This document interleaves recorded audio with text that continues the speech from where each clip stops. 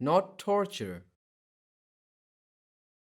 Ramzi was an engineer who worked in one of the European countries and lived there like the Westerners, forgetting Islam and his duties as a Muslim.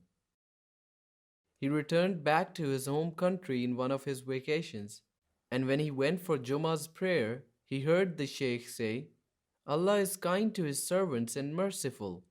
All the difficulties a person goes through are only by their hands. Allah said in the Quran, corruption has spread on land and sea as a result of what people's hands have done, so that Allah may cause them to taste the consequences of some of their deeds, and perhaps they might return to the right path. After the prayer was over, Ramzi went to the Sheikh and said, I'm an engineer and I work in Europe. I have epilepsy and it's a lifelong dangerous disease, as it would crush me one day.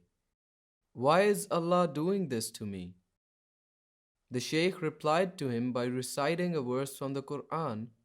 Why should Allah punish you if you are grateful and faithful? Allah is ever appreciative, all-knowing. Ramzi listened to him clearly and asked him for the meaning of the verse. Then the Shaykh said, the verse means that it's impossible that Allah would be pleased with hurting people and putting them in pain while they do good by Him and do their duties.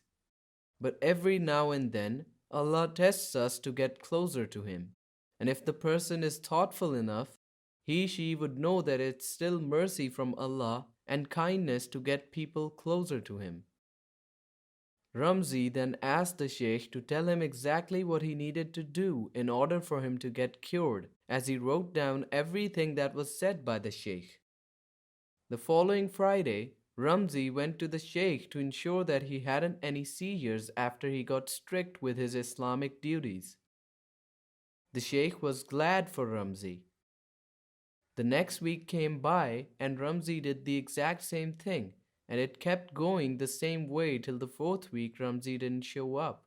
So the Sheikh was concerned for him. The week after that, Ramzi came in and told him that he wasn't consistent with his prayers to Allah as he started in the previous week, so he had one of his seizures again. And after realizing that, he asked for forgiveness and repented to Allah, and made a promise to not let that happen again. The Shaykh then recited to him from the Quran, that is the way of our punishment in this world, but the punishment of the hereafter is certainly far worse, if only they knew. Then Ramzi said to the Shaykh, I realize that everyone has to have faith and be pleased with all the difficulties they face in life. Although they're not easy, they're nothing compared to what we would face in the afterlife. وما أصابكم من مصيبة فبما كسبت أيديكم ويعفو عن كثير وما أنتم بمعجزين في الأرض وما لكم من